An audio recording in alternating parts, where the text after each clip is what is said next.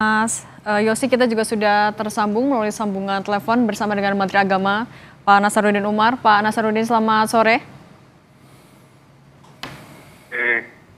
Salam, assalamualaikum. Waalaikumsalam warahmatullahi wabarakatuh.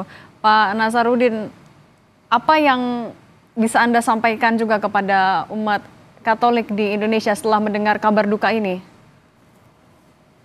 Saya sangat kaget karena tadi pagi ini barusan saya dapat utusan dari beliau mengundang saya untuk ada acara pertemuan dengan Vatikan ya, beliau paus di bulan September akan datang tadi pagi ya sama Mrs.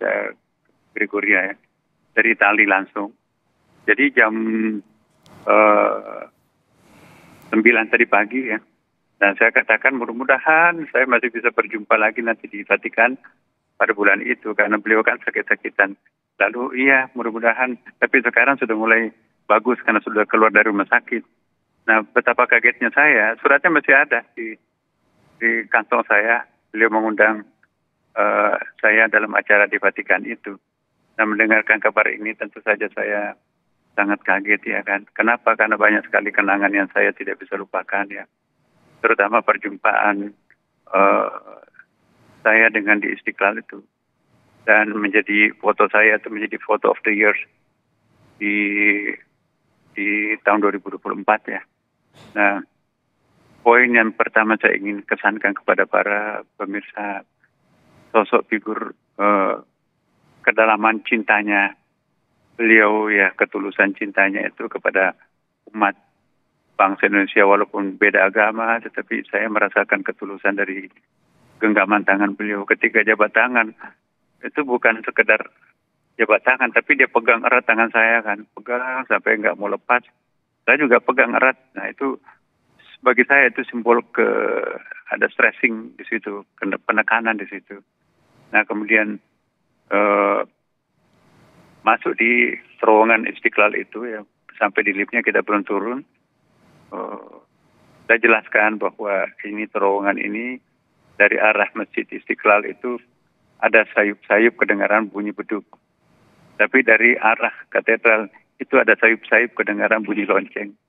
Tapi di tengah perjumpaan itu nanti ada bersaut-sautan antara bunyi beduk dengan bunyi lonceng. Jadi sangat indah dengan lagu-lagu instrumentalianya itu ya. Ada AC-nya, kemudian juga bisa dipakai untuk ruang pertemuan. Kami sering gunakan untuk interfaith meeting. Dia sangat appreciate. Saya pakai bahasa Inggris tapi kurang direspon.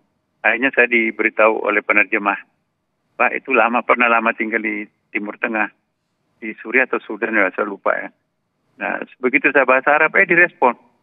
Jadi ternyata beliau bahasa Arabnya lebih bisa daripada bahasa Inggrisnya. Bahasa Inggris saya nggak direspon, tapi bahasa Arab saya direspon. Jadi saya bercakap bahasa Arab, akhirnya translatornya itu mengatakan kalau begitu saya nggak usah terjemahkan Pak. Ya udah nggak usah. Dia ternyata paham bahasa Arab. Ya, saya mencoba menjelaskan Istiqlal dengan versi bahasa Arab ya, dan dia ngerti. Kemudian juga yang kedua sangat terkesan ya, senyumnya itu masih kebayang-bayang di wajah saya itu ya. Ketika kita mendeklarasikan poin-poin persepakatan Istiqlal katedral itu ya, dan itu luar biasa. Itu dijadikan tema konferensi di Uzbekistan, di Amerika dan juga di Bali dan beberapa tempat yang lain.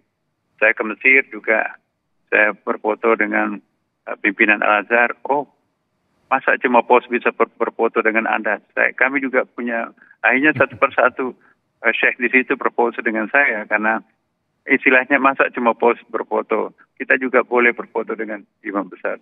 Jadi foto-foto kami juga populer di Mesir juga dan di Dubai dan kemarin di Amerika ya. Dan dampaknya lebih jauh ya, Istiqlal diminta jadi model masjid yang kami diminta untuk memberikan model masjid yang ada di Amerika Latin dan di Afrika.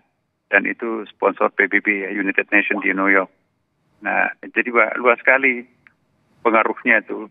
Dan kata teman-teman di Amerika, ini baru pertama kali ada himbauan menggunakan bahasa agama untuk melestarikan lingkungan. Dan poin yang ketiga itu sangat penting ya, dan itu kita menggunakan bahasa agama untuk mengajak para umat kita, agama apapun, untuk menyayangi save planet yang untuk menyayangi planet kita. Bagaimana mencegah datangnya kiamat? Karena kalau dalam Abrahamic religion, Yahudi, Nasrani dan Islam percaya akan ada hari kebangkitan, kan? Percaya juga akan ada hari kiamat. Nah, jadi bahasa kami bahwa salah satu upaya untuk menunda hari kiamat itu adalah kita menggunakan penyelamatan alam. Ya, karena setiap ayat-ayat Quran, ayat Bible juga ada bahwa rusaknya alam itu karena tangan-tangan jahilnya anak manusia ini, kan. Nah, jadi kita menggunakan bahasa agama mengajak kepada para umat beragama untuk save planet ini. Jadi kita jangan sampai melakukan perusakan alam, lingkungan, sebab itu menyangkut masalah keselamatan, kesehatan anak cucu kita juga di masa akan datang.